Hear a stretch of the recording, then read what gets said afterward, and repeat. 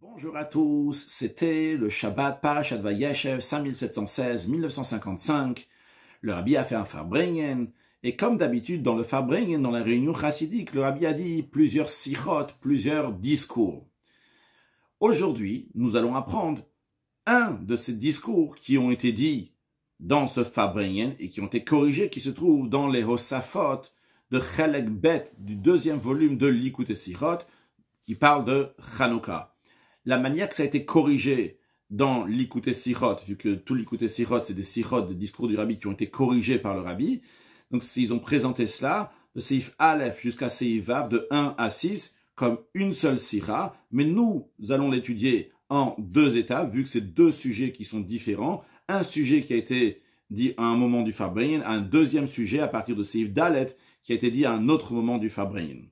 Le Rabbi a dit, le sujet essentiel de ce Shabbat-là, c'est un Shabbat Chanukah. La Gemara raconte, c'est quoi Chanukah? La Gemara nous dit, lorsque les Grecs sont rentrés dans le temple, ils ont rendu impurs tous les huiles qu'il y avait dans le temple. Et lorsque le règne des Hashmonaïm se sont renforcés sur les Grecs, ils les ont vaincus. Ils ont cherché de l'huile d'olive pour pouvoir allumer le candélabre. Et ils n'ont trouvé seulement une seule fiole d'huile d'olive qui était suffisante pour un jour. Et il y a eu un miracle, que cette fiole d'huile d'olive, à la place de durer pour un jour, a duré 8 jours. L'année suivante, les sages ont fixé ces jours-là, des jours de Yom Tov, de jours de fête, etc. C'est-à-dire que le miracle de Chanukah, c'est quoi? C'est le fait qu'on a trouvé cette fiole d'huile d'olive qui était pure, et avec laquelle on pouvait allumer le candélabre dans le temple.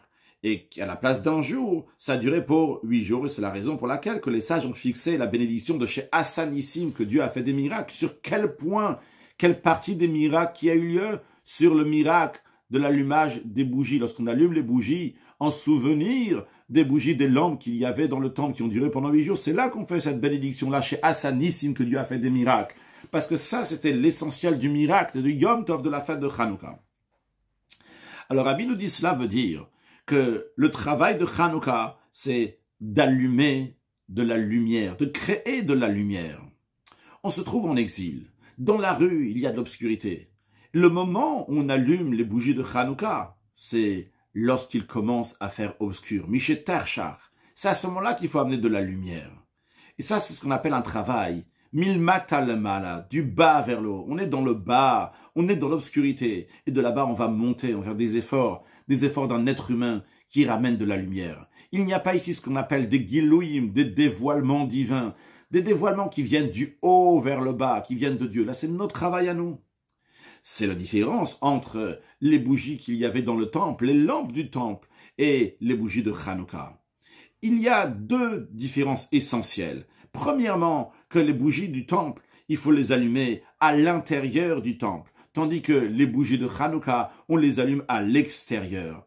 Une deuxième différence, les lampes, les bougies du temple, ils étaient allumés lorsqu'il faisait encore jour. Les bougies de Chanukah, on les allume lorsqu'il commence à faire nuit.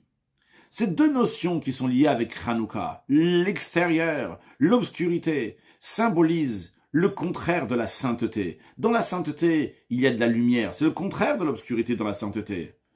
Et son sujet, c'est quoi, la sainteté? C'est de faire une demeure à Dieu. Une demeure, c'est l'intérieur. C'est le contraire de l'extérieur qui est lié avec les bougies de Chanukah.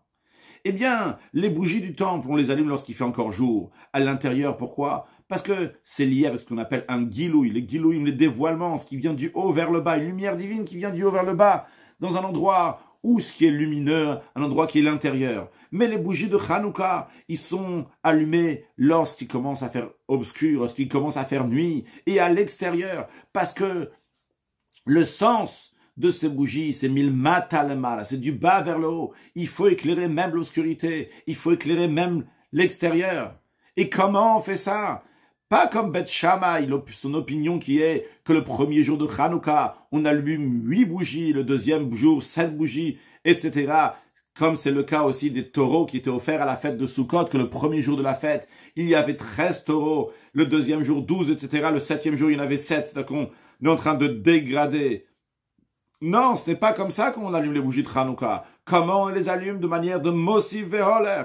qu'on rajoute le premier jour une bougie, le deuxième encore, etc. Malin Bakodesh, dans la sainteté, on doit monter et avancer. Chaque jour, on rajoute encore de la lumière.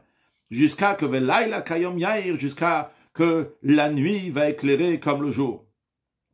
L'enseignement de cela, il est qu'il faut éclairer l'obscurité, se tenir à l'extérieur et d'éclairer l'obscurité avec de l'huile pure, milmat al-mala, du bas vers le haut, et dans le sens de mossiver, de constamment rajouter encore de la lumière et encore de la lumière, ne pas se contenter si hier on avait déjà une bougie, une lumière, le lendemain d'avoir encore une deuxième, etc., jusqu'à la 8e bougie, jusqu'à que le monde entier va éclairer avec de l'huile pure très prochainement avec la venue de Mashiach, ou un joyeux Hanouka.